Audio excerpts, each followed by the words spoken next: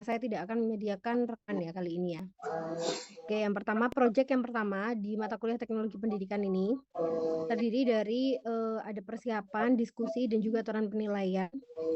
Sebagaimana yang saya pernah sampaikan, untuk prosedur persiapannya, jadi diskusi ilmiah ini dilakukan 30 menit pertama. Kalau kemarin saya sempat bilang dilakukan 50 menit pertama pada setiap tatap muka, tapi ini saya perpendek jadi 30 menit pertama pada setiap tatap muka, di mana mahasiswa berkelompok sesuai dengan pembagian kelompok yang telah disesuaikan pada hari pertama kuliah ya. Semua masing-masing udah tahu kelompoknya.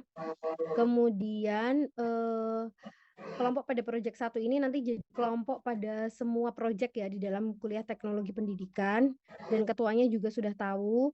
Semua ketua sudah tergabung di dalam grup ketua yang ada di sini, yang aksesnya hanya untuk ketua. Jadi ada 2 grup ketua ya, satunya adalah grup ketua kelas, satunya lagi grup ketua kelompok untuk proyek. Untuk permasalahan yang berhubungan dengan teknis perkuliahan misalnya, hari ini kuliahnya online apa offline gitu, itu, bisa ketua kelas menanyakannya melalui grup ketua kelas. Tapi kalau misalnya hubungannya dengan jurnal, dengan diskusi dan lain sebagainya, yang berhubungan dengan materi perkuliahan, silahkan ketua kelompok boleh berkomunikasi dengan kami melalui grup ketua kelompok, dan itu mewakili, pikiran-pikiran dari anggotanya, jadi lebih kecil ya skupnya, seperti itu. Kemudian, nanti gimana prosedurnya? Prosedurnya adalah, kan kalian nanti udah saya kasih, silakan bisa diklik di bahan diskusi.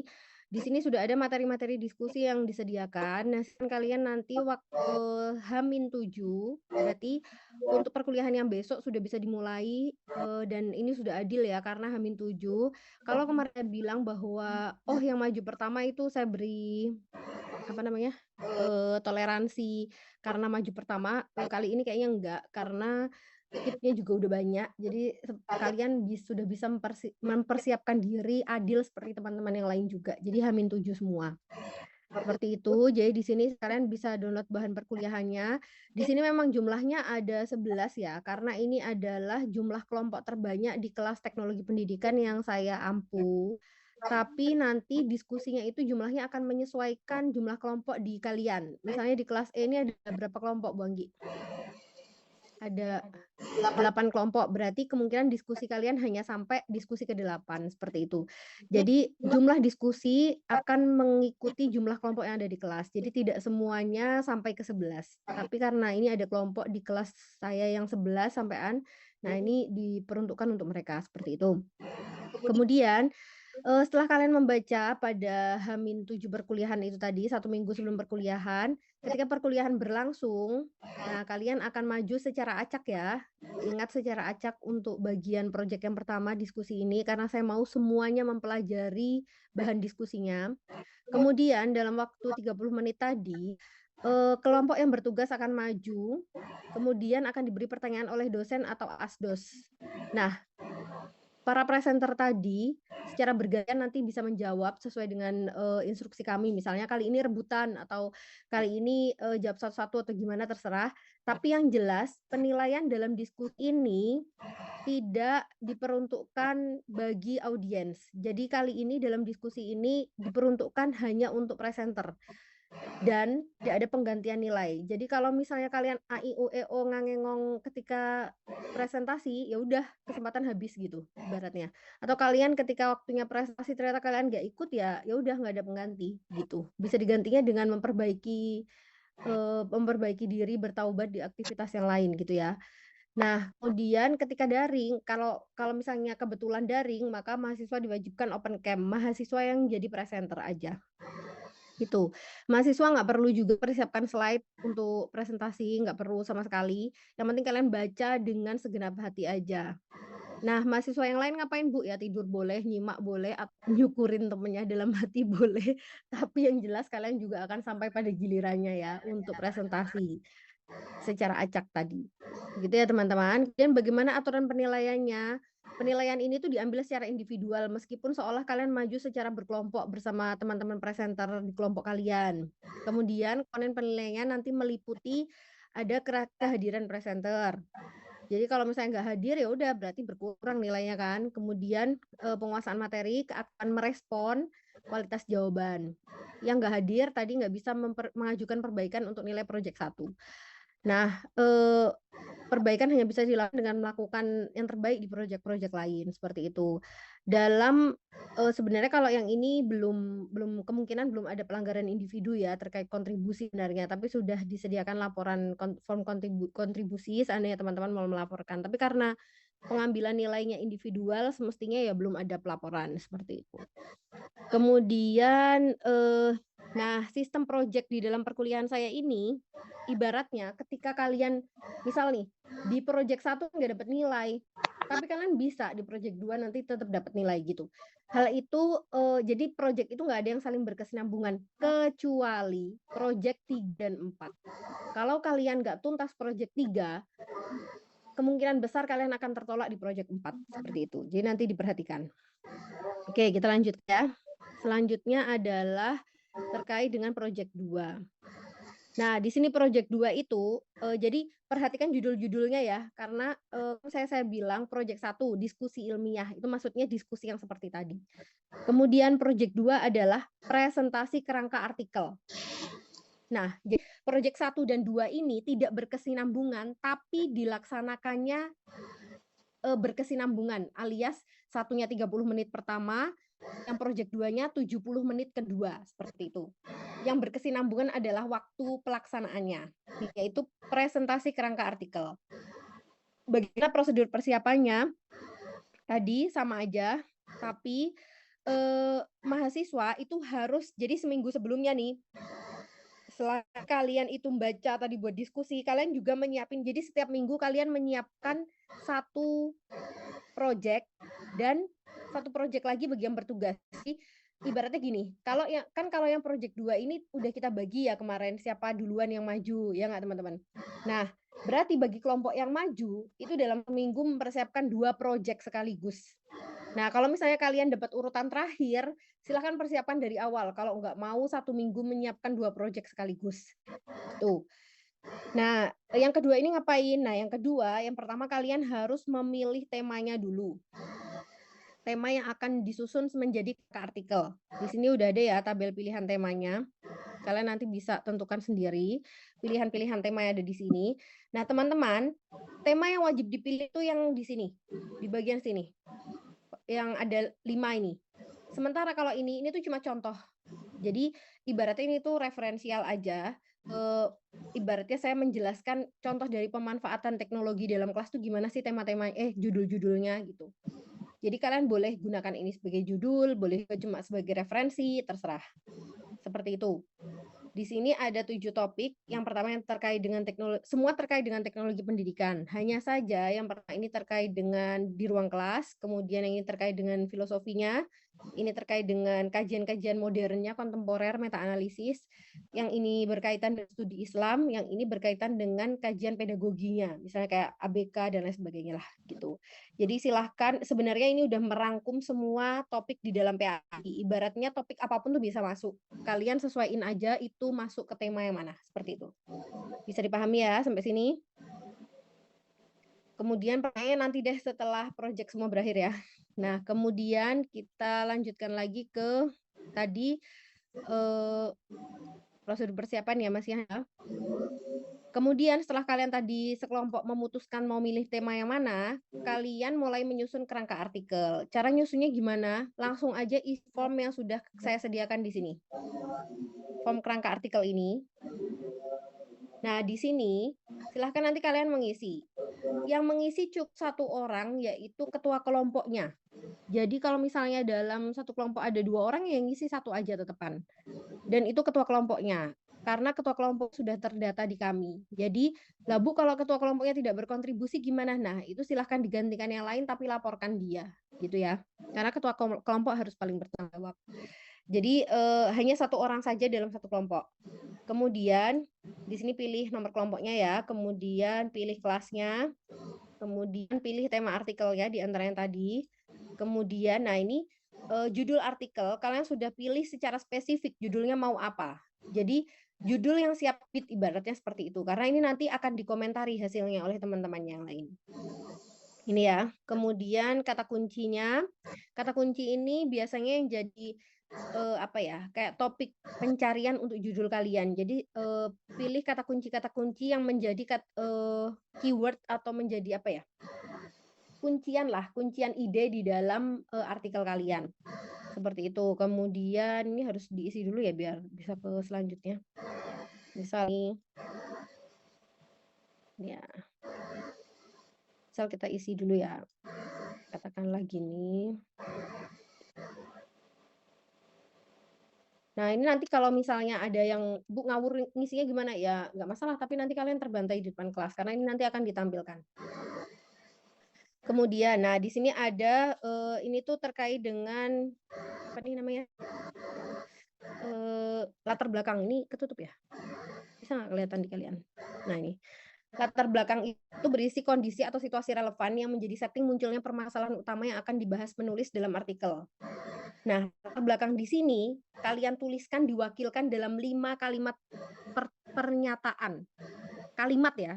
Jadi saya nggak minta paragraf ada 5 nggak. Saya minta 5 kalimat pernyataan dengan struktur lengkap dan lugas. Jadi misal gini, latar belakang itu kan menunjukkan setting kondisi ya ketika kalian merencanakan penelitian ini. Misalnya, kondisi yang pertama adalah saat ini UAD sedang dalam keadaan krisis, misal seperti itu. Kemudian tuliskan link sumbernya, pernyataan itu. Jadi kalian harus berbasis sumber ya, nggak boleh ngarang si pernyataan latar belakang tadi. Jadi misalnya di sini sumbernya adalah Kompasiana. Kemudian kalimat yang kedua, Indonesia, semua universitas di Indonesia juga ternyata sedang krisis, misal seperti itu. Kemudian nyatakan link sumbernya. Dan itu sampai 5 kali, 5 pernyataan.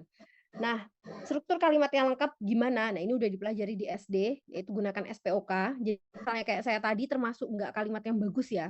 Kalimat yang bagus tuh subjek, predikat, objek, habis itu keterangan. Jadi misalnya Bu Anggi melaksanakan konferensi di Surabaya bersama Bu Uni, atau Bu Anggi mengajak mahasiswa mengikuti konferensi di Surabaya. Kemudian link sumbernya apa? Seperti itu. Bisa dipahami ya? Semoga bisa lah pokoknya. Nah, ini kita beri contoh, misal ini udah diisi, kemudian link sumber. Nih. Ini semua hanya yang link hanya bisa diisi oleh link, kemudian yang kalimat bisa diisi dengan kalimat gitu ya.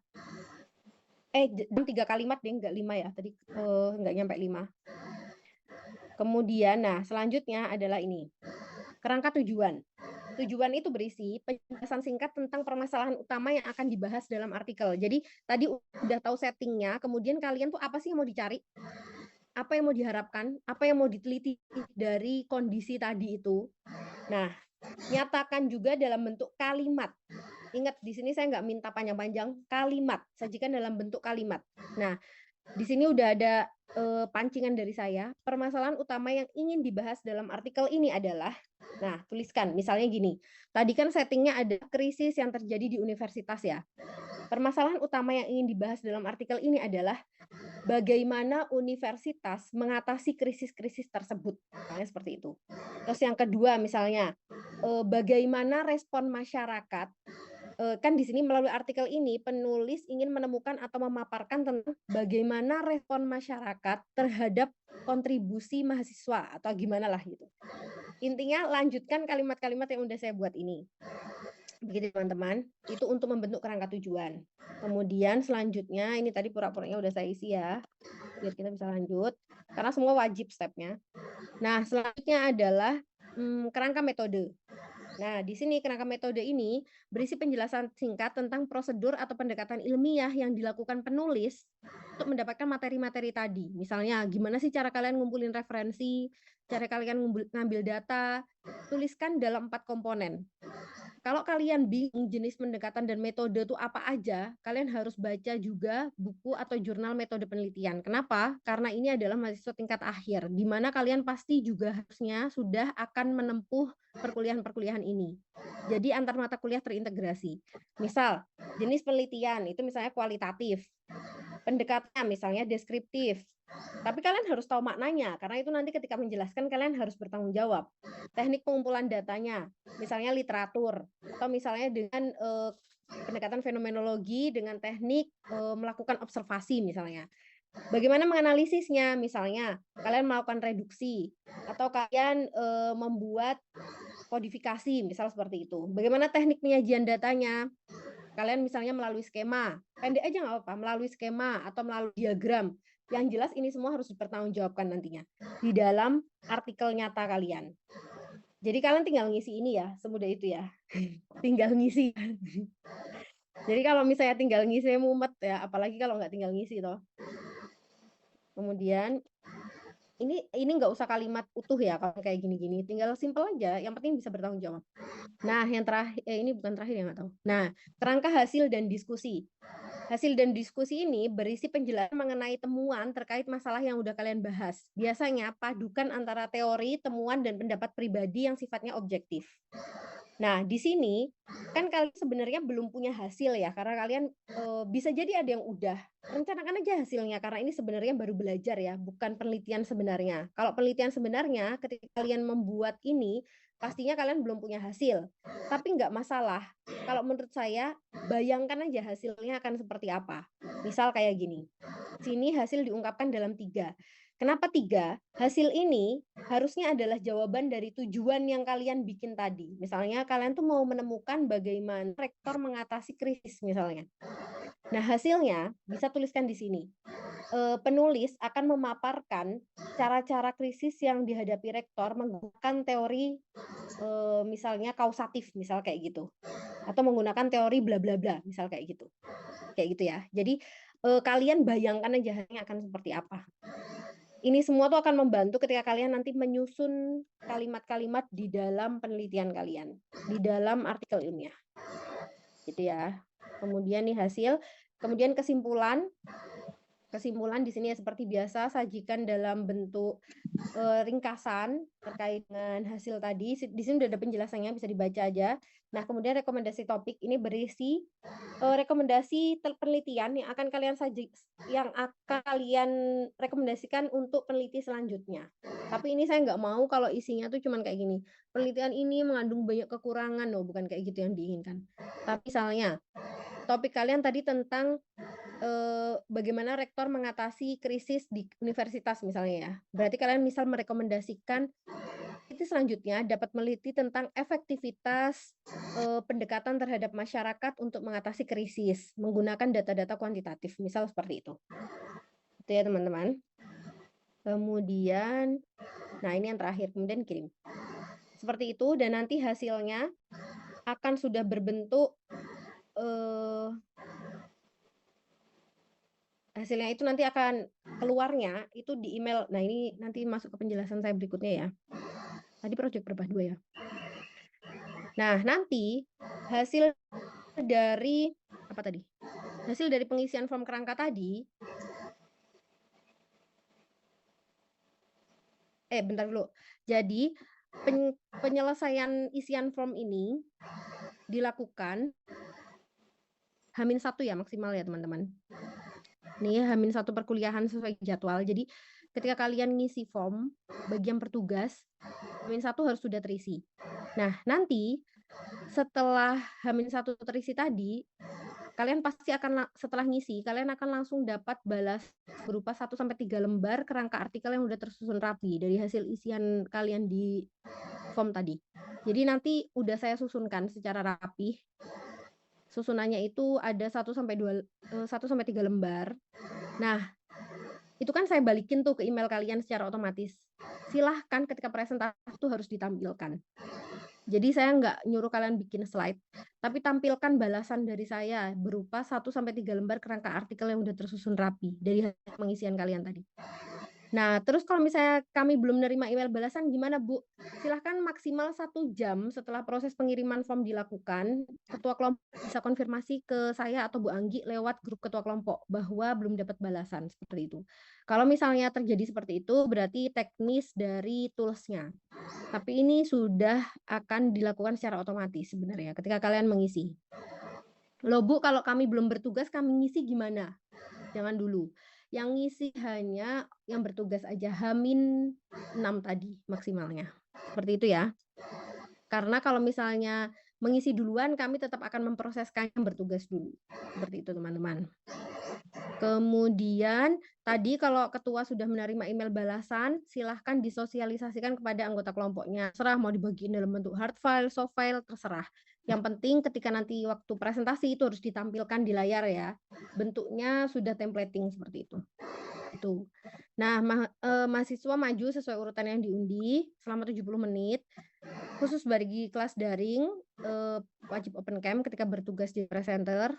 Kemudian tadi lembar kerangka harus ditampilkan saat presentasi, karena di situ nanti pengurangan nilai bisa juga pengurangan nilai itu berasal salah satunya dari pengiriman form yang terlambat, seperti itu. Kemudian mahasiswa yang tidak bertugas presentasi, nah ini bedanya sama yang diskusi. Di sini kalian bisa memberikan feedback kepada presenter karena untuk memperoleh nilai keaktifan. Nanti masalah penilaiannya beda lagi ya, saya bukakan. Kemudian feedback yang diberikan dosen dan audiens itu akan digunakan sebagai bahan perbaikan untuk menyelesaikan proyek berikutnya atau proyek 3. Nah, ini aturan penilaiannya. Tadi saya bilang bahwa meski berkelompok ini dilakukan penilaiannya individual. Kemudian penilaiannya meliputi ketepatan pengiriman form, kehadiran presenter, penguasaan materi, keakalan merespon, dan kualitas jawaban. Sementara kalau audiens meliputi kualitas feedback, kualitas dan kuantitas keaktifan. Jadi banyaknya komen, kemudian kuantitasnya. Mahasiswa yang nggak hadir dalam presentasi tidak bisa mengajukan perbaikan nilai ya teman-teman. Kan udah pada tahu toh, udah diundi kan harus presentasi. Jadi kita ubah cara hidup kita. Nggak usahlah izin ketika hari H presentasi. Lah Bu, kalau ada apa-apa gimana ya, innalillahi. Berarti kalian tidak punya rezeki nilai di bawah itu gitu ya. Kemudian di sini sudah bisa mulai ada laporan kontribusi ya, karena kalian sudah mengerjakan sesuatu dengan berkelompok. Seperti itu teman-teman. Selanjutnya masuk ke proyek yang ketiga. Nah, proyek ketiga ini lebih paling berbeda, maksudnya cukup berbeda dengan proyek yang ke-1 dan 2, karena di proyek yang ketiga ini, kalau kalian nggak lulus di proyek ketiga, kalian nggak bisa lanjut ke proyek keempat. Dicatat ya. Kalau kalian nggak lulus di proyek ketiga, kalian nggak akan bisa lanjut ke proyek keempat. Kenapa Bu? Ya nggak apa-apa, pengen aja. Ini tadi biar kalian nggak ngawang-ngawang, saya tunjukin ya soal penilaiannya. Ini proyek 1 yang diskusi tadi. Jadi ini nilai untuk presenter dan lain sebagainya. Nilainya akan terakumulasi di sini dan ini bisa kalian tonton tatap setiap hari. Kemudian ini untuk nilai kerangka artikel tadi. Yang warna kuning ini adalah pengurangan nilai. Jadi kalau kalian terlambat kumpulin formnya, terus ada laporan kontribusi dari anggota, maka otomatis akan pengurangan nilai di sini. Nah, nilai untuk presenter, nilai untuk audiens, dan ini konversi nilai berapa kali bertanya. Nah, masuk ke proyek yang ketiga. Proyek ketiga ini saya bilang tadi agak kompleks ya, jadi silahkan diperhatikan. Ini adalah penulisan artikel lengkap. Kalian kan tadi udah dapat masukan dari dosen dan dari teman-teman yang mengkritiki secara tajam ya. Nah, itu silahkan dijadikan bahan perbaikan untuk menulis artikel secara lengkap. Yang pertama adalah tadi mahasiswa bersama kelompok melakukan perbaikan kerangka artikel sesuai dengan feedback yang diterima. Yang kedua, kerangka artikel yang ditulis mahasiswa menjadi artikel lengkap. Nah, komponen penulisan artikel itu harus sesuai dengan sistematika artikel lengkap. Di sini sudah ada sistematikanya. Kalian bisa buka. Jadi nggak ada alasan untuk, Bu, contohnya mana ini? Sistematikanya harus kayak gini. Ini sistematika umum.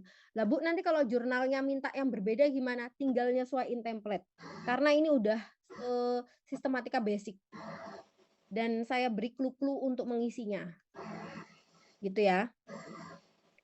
Biasanya kalau misalnya pakai sistematik ini harusnya lolos di jurnal. Minimal jurnal Sinta 5, 6 itu pasti lolos. Karena mereka nggak serigid ini. Maksudnya ini tuh udah standar jurnal bagus sebenarnya. Kayak gitu. Seperti itu ya teman-teman. Nah, jangan lupa di setiap poin ini harus sertakan citasi. Ini jadi citasi saya catatkan di bawah, tapi sebenarnya dia meliputi di sini semua. Gitu. Silakan dibaca sendiri dan disesuaikan. Bu, apakah kita di awal ketika mengumpulkan sudah menggunakan template dari jurnal, nggak perlu. Template dari jurnal itu tanggung jawab kalian ke jurnalnya. Ke saya cukup, yang penting komponen ini harus ada. Kalau enggak gimana Bu? Ya nilainya berkurang. Gitu. Gampang tuh ya. Nah, udah ya. Habis itu apa lagi tadi? Udah sampai di sini. Kemudian tadi proyek 3 ya. Nah, sistematika lengkap. Hasil penulisan artikel lengkap yang sudah siap. Jadi kalian itu kan bikin tuh, nyusun artikel lengkap sesuai sistematika ini. Kapan bikinnya, Bu? Bikinnya maksimal H+6 setelah presentasi. Jadi kalian itu bakal sibuknya 2 minggu per orang tuh. Per kelompok tuh. Itu siapa yang iya?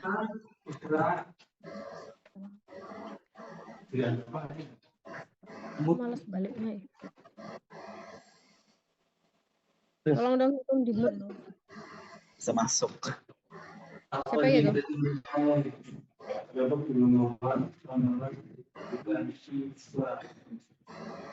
Mas, Mbak. Coba yang mengoceh Lenovo. Oke. Kita lanjutkan ya. Nah, di proyek yang ketiga ini tadi, kalau kalian udah selesai menyusun deadline-nya kapan, Bu? Setelah kalian presentasi langsung nyusun biar nggak lupa. Dan maksimal H+6 tadi, H+6 presentasi itu harus sudah dikumpulin lagi ke saya. Ngumpulinnya lewat mana, Bu? Lewat sini, form pengiriman artikel lengkap ini. Nanti kalian isi di situ. Gitu ya. Cukup kelompoknya aja yang kirim. Ini paling gampang isiannya ya. Temanya apa, kemudian kelasnya apa, terus langsung kirim aja. Nanti dalam bentuk filenya harus berformat PDF, jangan lupa. Kenapa? Ya karena pengen aja. Kemudian apalagi tadi? Sudah, kalau udah mengumpulkan H+6 tadi, ini masih yang ketiga ya. Oh iya, saya tadi lupa bilang, di ketiga ini ada dua hal, apa ya ini namanya? Dua komponen yang berbeda ya teman-teman.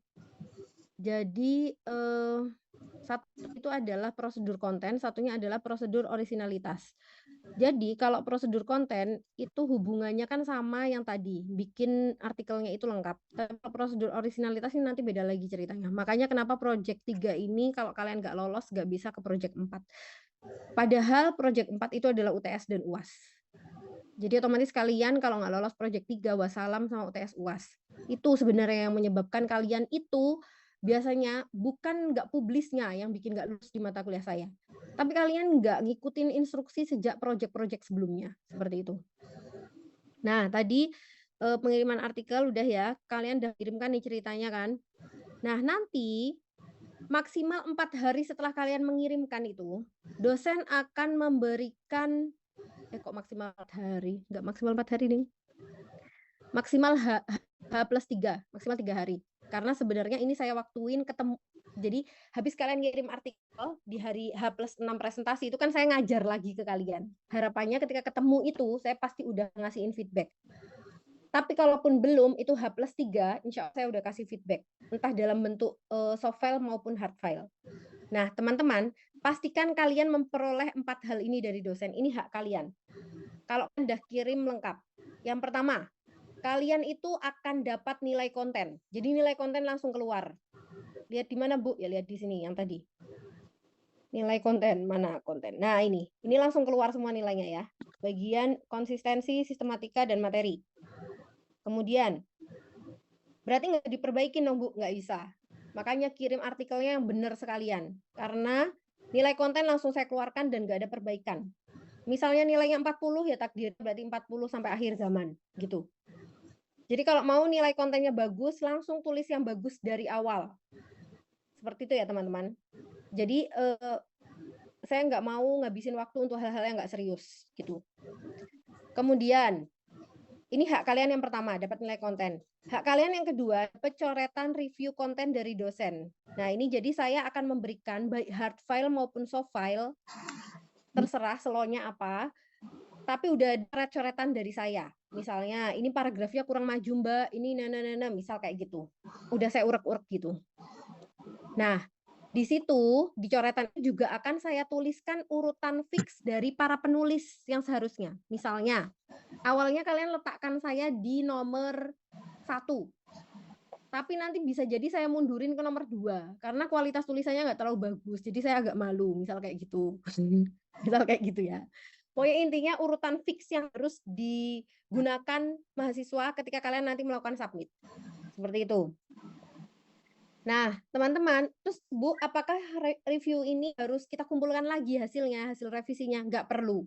Karena ini tanggung jawab kalian sama Allah. Yang penting saya udah pernah nge-review.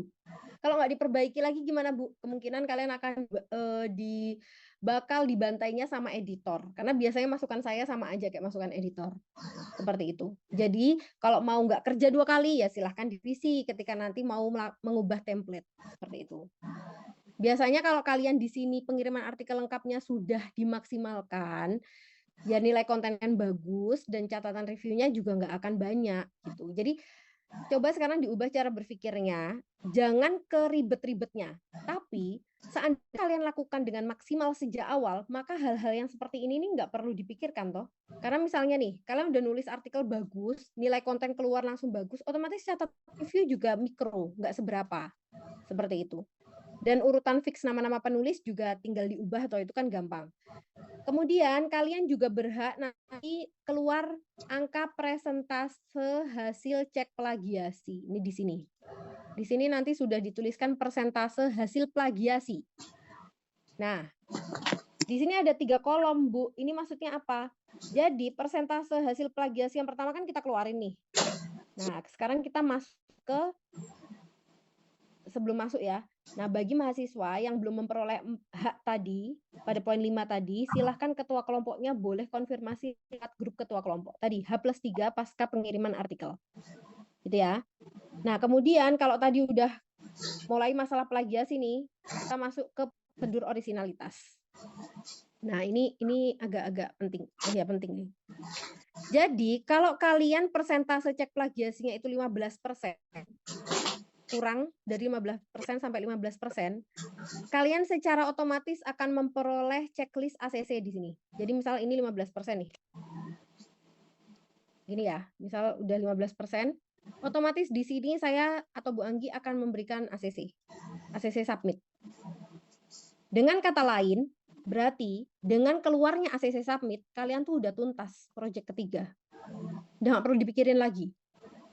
Kalian bisa lanjut ke project 4. Nah, Bu, gimana ini nasib bagi yang misalnya di sini 50%? Nah, itu nggak mungkin di sini saya ACC, nggak mungkin. Nah, itu nanti masuk kategori ini. Nih ya, mahasiswa dengan hasil cek plagiasi lebih dari 50%, ada catatan temuan dengan 3 kategori. Catatan temuannya di mana? Di sebelah sini. Nih.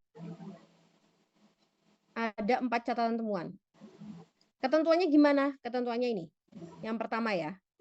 Kalau kalian catatan temuannya di situ saya tulis boleh diperbaiki, maka silahkan langsung kirim ulang aja. Kirim ulang naskah yang sudah diperbaiki plagiasinya, kirim ke form cek ulang plagiasi. Nah, di sini biasanya nggak mungkin saya kasih boleh diperbaiki kalau temuannya itu sampai 50. Pasti cuma kisah 50 sampai 30. Gitu. Jadi bisa jadi ada mahasiswa nih, dia di sini 30% misalnya ya. Nah, di sini temuannya pasti saya tulis boleh diperbaiki. Nah, itu silahkan kalian langsung kirim ulang yang hasil yang udah diperbaiki ke form cek ulang plagiasi. Waktunya kapan? Terserah kalian.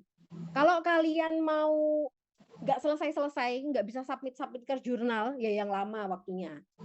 Karena batas submit itu adalah UTS.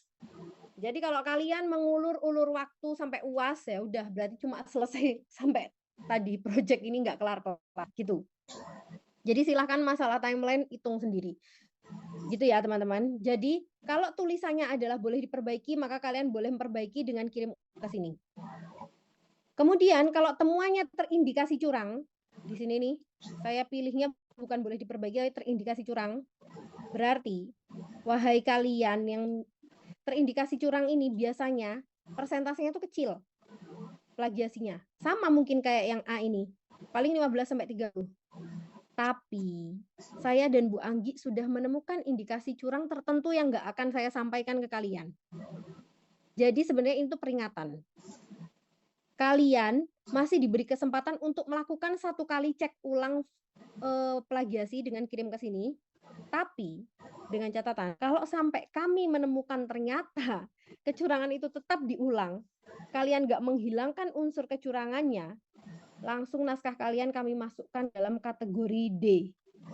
Kategori C ini. Naskah ditolak. Dan ini berarti blacklist dan otomatis kalian nggak akan pernah sampai hari kiamat dapat nilai di project 3. Dan otomatis kalian nggak mungkin dapat nilai di project 4. Dan kalau 2 project nggak lulus, otomatis kalian nggak lulus dalam perkuliahan saya. Seperti itu. Jadi kecurangan nggak ada toleransi dalam mata kuliah saya.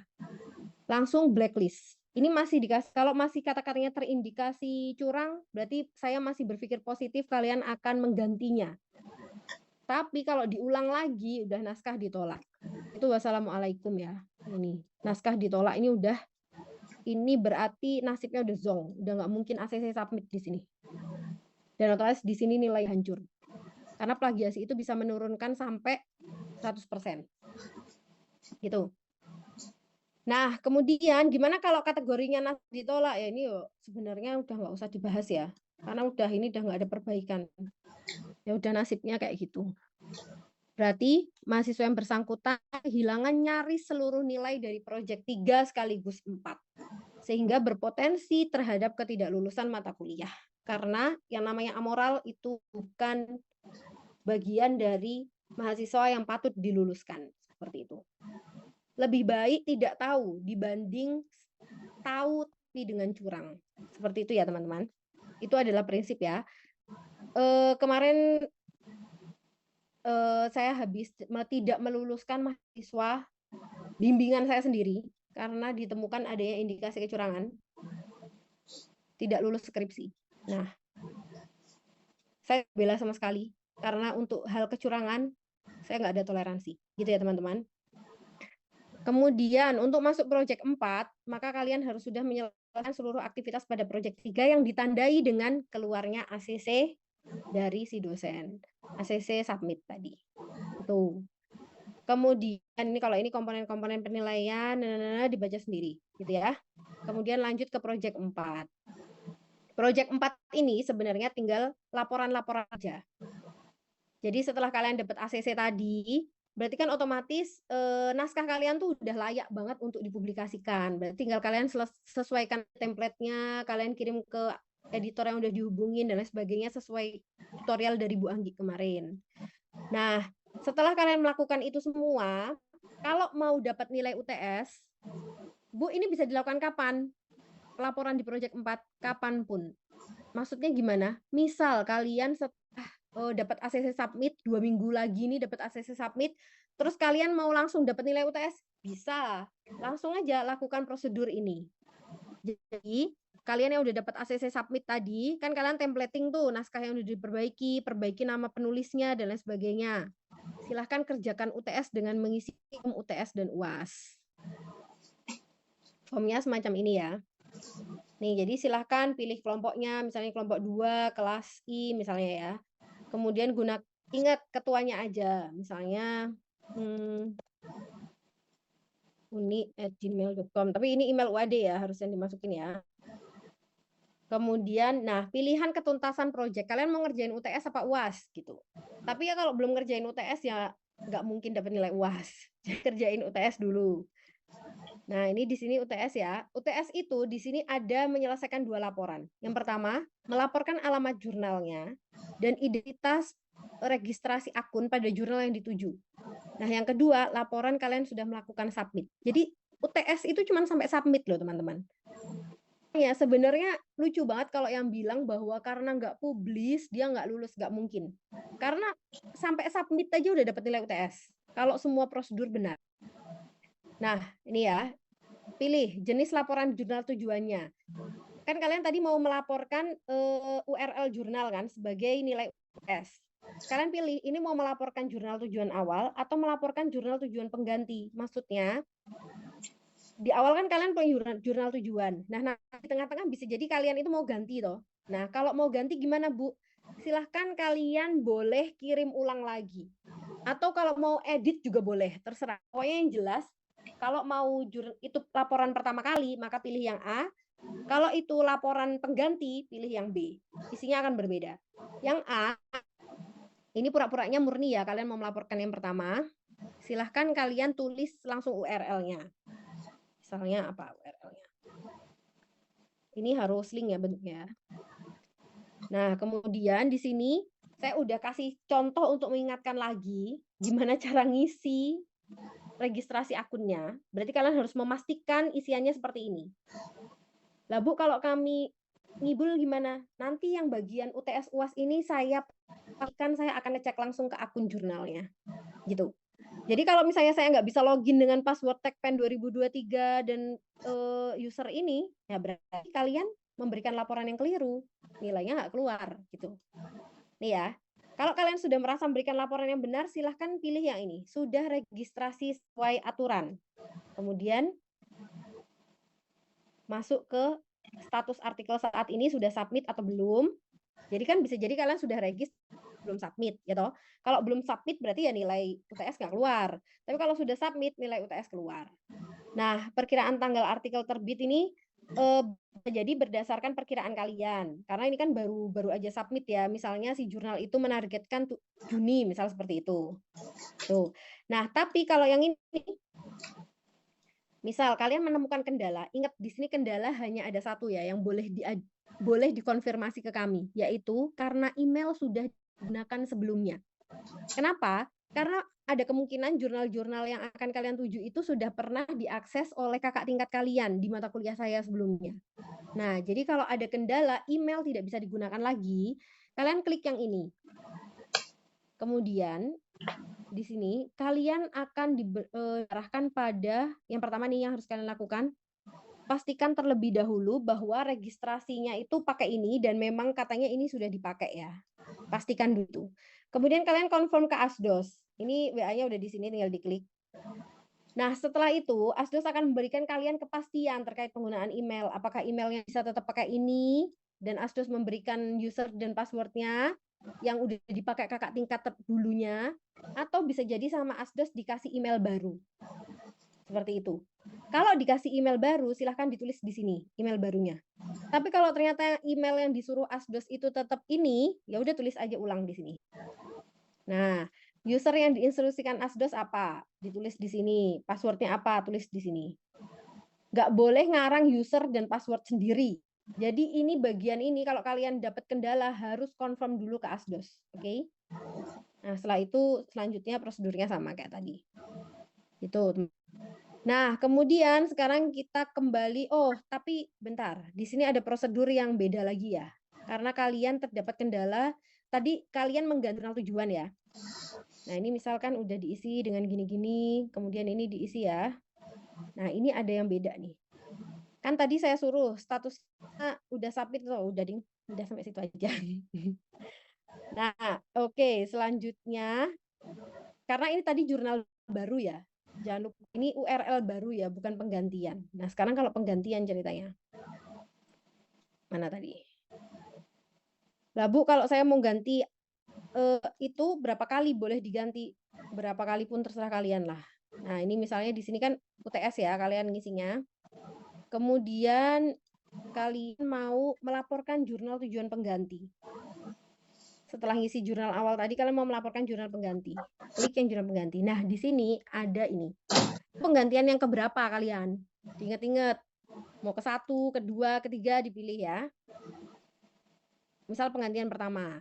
Terus di sini status withdraw-nya. Artikelnya itu udah sempat disubmit belum ke jurnal sebelumnya. Kalau misalnya udah belum sempat di-submit, ini kalian klik yang ini, nanti prosedurnya akan langsung ada, tuliskan jurnal pengganti. Tapi kalau ternyata artikelnya pernah disubmit, beda ceritanya.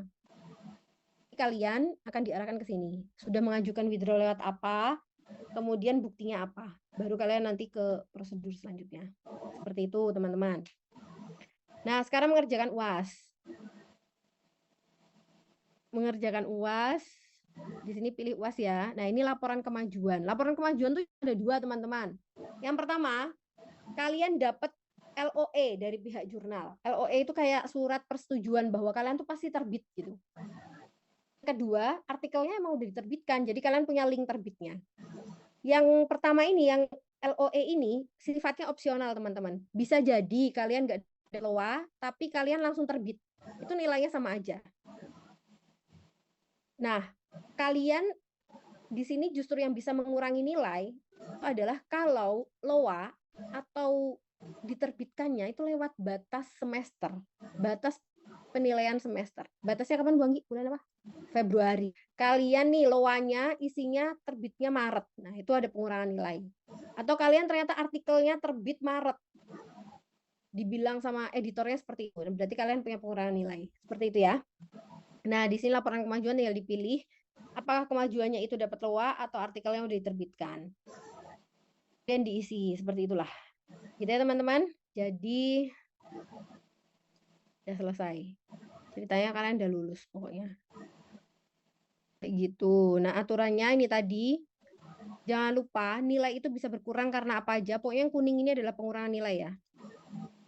Nggak sesuai registrasinya. Tadi nggak pakai ketentuan. Nggak sesuai nama penulisnya. Pas udah terbit ternyata namanya cuma nama kalian sendirian. 1 orang. Nah, itu pengurangannya gede nanti di sini. Tapi kalau kita klik perbaiki, ini masih bisa diperbaiki. Biasanya kalian bisa menghubungi si editor. Ketidaksesuaian prosedur, ini maksudnya gimana? Kalian gak lolos project 3 tapi coba-coba menerbitkan dan melalui project 4. Begitu saja. Ini nanti ada pengurangan nilai cukup gede.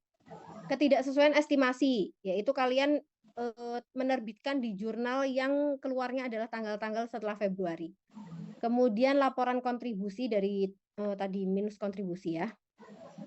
Seperti itu, dan ini semua adalah nilainya dan udah gitu. Nah, kalian bisa mengakses nilai-nilai tadi setiap hari ya, ditatap aja di sini, di bagian sini. Ini baru kelas C yang saya bikinin, karena bikinnya lama. Gitu. Nah, terus kalau ada laporan bisa klik di sini, kalian laporkan aja emailnya. Nah, udah gitulah pokoknya ya. Ini adalah email siapa ya ini? Email, Oh, ini adalah email si orang yang laporin ya, kayak gitu. Gunakan email-email UAD semua ya teman-teman. Kemudian ini siapa yang dilaporin, kayak gitulah. Itulah. Dah, sekian.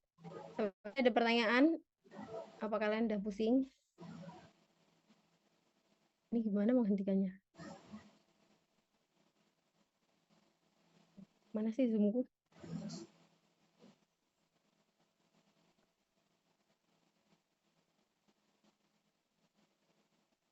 Dia tuh tak hilangkan nih. Tak hilangin itu ya loh.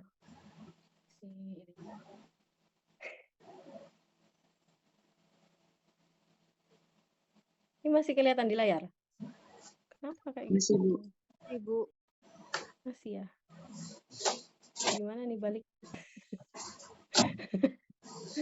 Udah nggak usah balik. Udah, sampai sini ada pertanyaan? Atau ada mumetan? Enggak sih, sebenarnya lebih mumet yang bikin loh ini. Serius. Kalau ngerjainnya sebenarnya kalian tuh sangat kali ini sebenarnya gini, teman-teman. Tiap tahun itu saya tuh mencoba meningkatkan kemudahan aksesibilitas terhadap fitur-fitur dalam kuliah. Maksudnya apa? Ketika saya menginstruksikan A, maka kalian tuh udah saya fasilitasin dengan A kuadrat kayak gitu. Nah, jadi apa yang kalian di hadapan kalian saat ini itu adalah kemudahan yang berkali lipat dibanding kakak tingkat kalian sebelumnya. Jadi kakak tingkat kalian sebelumnya nggak pernah saya kasih instruksi misalnya latar belakang adalah gini gini gini gini, itu nggak pernah.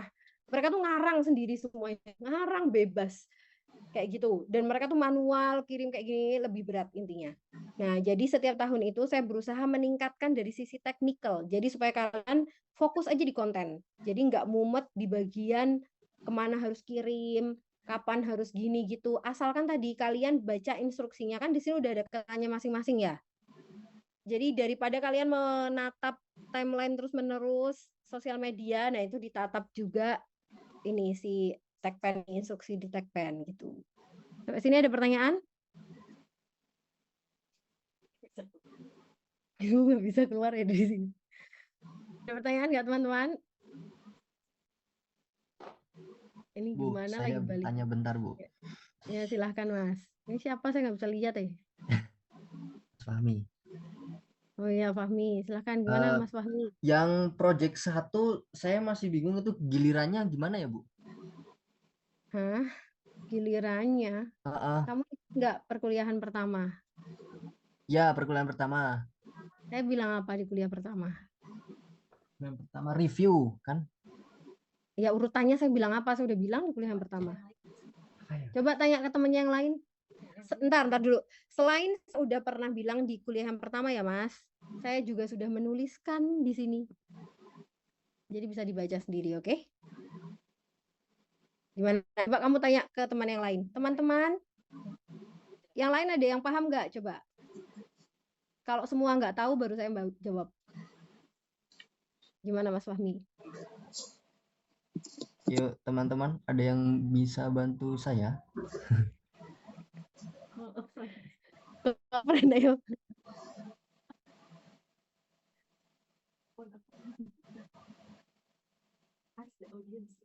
Ayo, kayak cepet.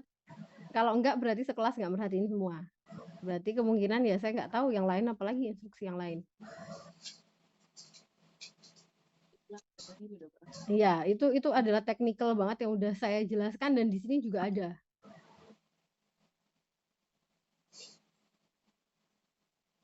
Sudah, Bu.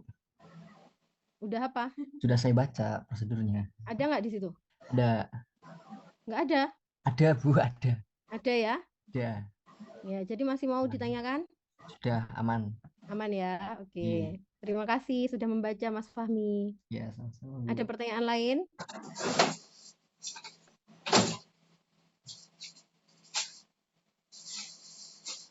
Kalian jangan khawatir ya, karena saya tuh selalu ingat mana yang udah saya sampaikan dan mana yang belum. Jadi kalaupun saya nggak ingat, Bu Anggi ingat. Jadi kalau misalnya pertanyaan yang berulang, saya konsisten untuk tidak akan menjawab ulang. Oke? Bagaimana siaran langsung di acara televisi, maka tidak ada pengulangan, kecuali kalian TV-nya canggih. Atau kecuali kalian ngerekam saya gitu. Oke? Ada pertanyaan lagi? Saya, Bu. Silahkan Mbak Janingsih. Saya udah bisa lihat layar nih. Silahkan Mbak. Izin bertanya, Bu, yang terkait from UTS sama US tadi kan di form emailnya email ketua kelompok, Bu. Nah, itu isiannya tuh sendiri-sendiri apa tetap dari ketua kelompok aja, Bu? Saya pertegas ulang ya Mbak kalau yang ini karena memang baru, jadi saya jawab kata-kata dari pertanyaan dari Mbak Janingsih. Jadi semua form meskipun tulisannya di situ gunakan email ketua kelompok, berarti memang cuma ketua kelompok aja yang ngisi gitu Mbak Janingsih. Kalau misalnya kamu bukan ketua kelompok, kamu cukup berkontribusi gitu. Tapi yang boleh diisi oleh setiap individu adalah form laporan kontribusi. Jadi kalau kamu merasa ketua kelompokmu melanggar aturan itu Mbak Janingsih, laporkan melalui laporan kontribusi. Tapi kalau laporan yang lain, form-form yang lain, silahkan hanya diisi satu orang untuk setiap kelompok. Diwakili siapa? Berarti ketua kelompoknya. Seperti itu. Bisa dipahami? Siap, Bu. Terima kasih. Oke. Ada lagi?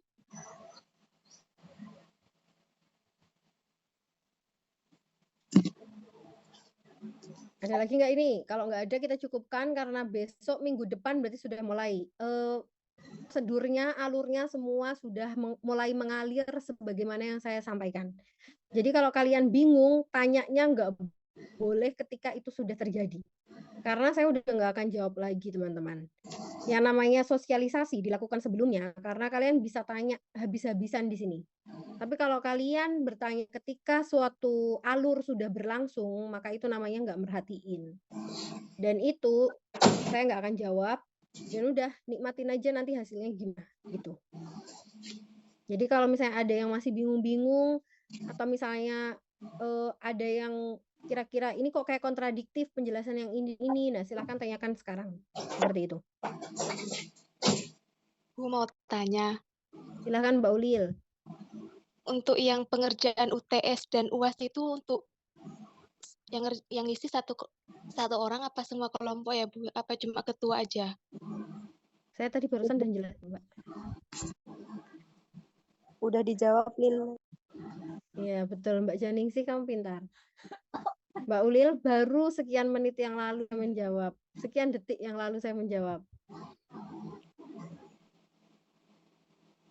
Gimana? Masih mau ditanyakan? Sudah, Bu. Sudah ya.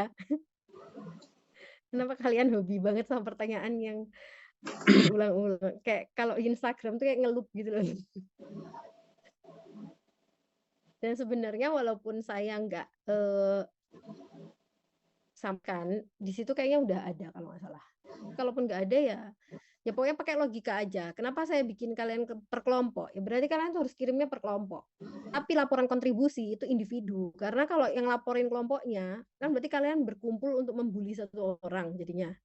Jadi logikanya kayak gitu ya. Silahkan laporan kontribusi itu boleh ditulis perorangan. Kalau saya sensi sama si A gimana Bu? Ya asal bisa buktikan alasannya gitu. Silahkan. Ada pertanyaan lagi? Ingat ya, kalau udah mulai minggu depan, alur sudah berjalan, maka pertanyaan-pertanyaan teknis nggak akan saya jawab. Karena saya anggap harusnya semua udah jelas ketika nggak bertanya. Itu.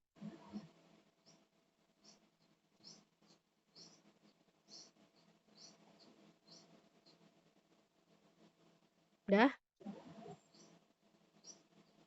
Oke, kita cukupkan ya. Kalau nggak ada pertanyaan, saya anggap kalian semua sudah paham. Dan selamat memulai proyek. Jangan lupa proyek 1, 2 itu dilakukan bersamaan ketika setiap tatap muka. Dan proyek 3 itu dimulai ketika kalian sudah menyelesaikan proyek 2. Dan proyek 4 bisa dimulai kapanpun ketika kalian sudah dapat ACC submit di proyek ketiga. Untuk cek plagiasi berikutnya dan berikutnya, kalau bagi kalian yang tadi kategorinya itu masih bisa diperbaiki dan lain sebagainya tadi, ingat maksimal pengulangan ulang pun hanya 2 kali. Dan kapan mengulangnya lagi itu tergantung kalian. Kalau kalian mau berlama-lama nggak dapat ACC, otomatis nggak bisa juga submit di jurnalnya, silahkan lakukan selama mungkin yang kalian bisa. Tapi kalau kalian mau itu segera selesai, maka bahkan misalnya hari ini cek plagiasi, terus masih hasilnya kurang persen lagi, kirim ulang lagi setelah diperbaiki itu boleh. Lakukan berulang aja. Nah kemudian untuk pengiriman UTS UAS, kapan kalian merasa itu bisa diisi, silahkan langsung diisi. Otomatis ketika kalian sudah menyelesaikan di proyek 3 ya. Jadi kalau misalnya kalian hari ini selesai proyek 3, dapat ACC submit. Besoknya berarti kan kalian mungkin udah dapat jurnal tujuan, udah submit, dan lain sebagainya. Kalian mau ngisi, boleh. Mau diperbaiki pun juga boleh. Sampai batasan tadi. Untuk hasil submit dan pelaporan akun, itu saya batasi sampai UTS. Jadi setelah UTS nggak akan ambil nilai lagi. Jadi bagi mahasiswa yang baru mengisi submit, laporan submit, dan URL jurnal, setelah UTS berlangsung, itu nggak akan saya nilai. Meskipun kalian mengirim form berkali-kali. Nah, untuk penerbitan itu saya batasi sampai UAS selesai. Jadi kalau misalnya setelah UAS kalian mengirim itu berkali-kali, ya udah nggak saya respon lagi karena nilai toh udah ditutup seperti itu. Jadi ya teman-teman. Jadi di situ juga udah ada jadwal kuliah sampai 16 kali ke depan karena kita per minggunya berapa? 2 kali ya. Dan jangan lupa saya memberikan juga waktu yang panjang karena pertemuan kedua tidak digunakan. Seperti itu. Jadi sebenarnya tidak ada alasan untuk mengeluh. Semua fasilitas sudah diberikan dan waktu juga diberikan dengan sangat cukup. Seperti itu ya teman-teman. Saya cukupkan, semoga bermanfaat. Dan sampai ketemu di perkuliahan minggu depan secara offline insya Allah dan sesuai timeline. Kalau misalnya kelompok yang maju ngangengong, langsung aja saya kasih nilainya keluar saat itu juga ya. Ngangengongnya, nilai ngangengong. Itu, oke? Jadi kuliah saya itu insya Allah mudah bagi yang nggak ngangengong. Nah, ngangengong itu bukan disebabkan karena kurang pandai atau apa. Ngangengong itu karena nggak merhatiin. Misalnya, baru 1 detik yang lalu saya bilang, cilok di sana enak. Habis itu dia nanya, cilok rasanya gimana Bu? Nah, itu ngangengong itu, cara kayak gitu. Gitu ya. Wassalamualaikum warahmatullahi wabarakatuh. Bu Anggi, ada mau disampaikan nggak? Nggak ada. Oke, saya cukupkan ya. Wassalamualaikum warahmatullahi wabarakatuh. Apa? Waalaikumsalam warahmatullahi wabarakatuh. Waalaikumsalam warahmatullahi Oh wabarakatuh. iya, Nggak boleh sama jumlah tujuannya. eh, Sama yang ini, sama withdrawal juga belum. kata Bu Anggi. Nah itu yang lain nanti yang teknis itu nanti Bu Anggi aja yang nyampein ya. Itu dosa dia soalnya nggak nyirim kemarin. Besok disampaikan waktu kuliah pertama. Gitu, oke. Kita cukupkan. Tadi udah dijawab salamnya. Kita akhiri ya.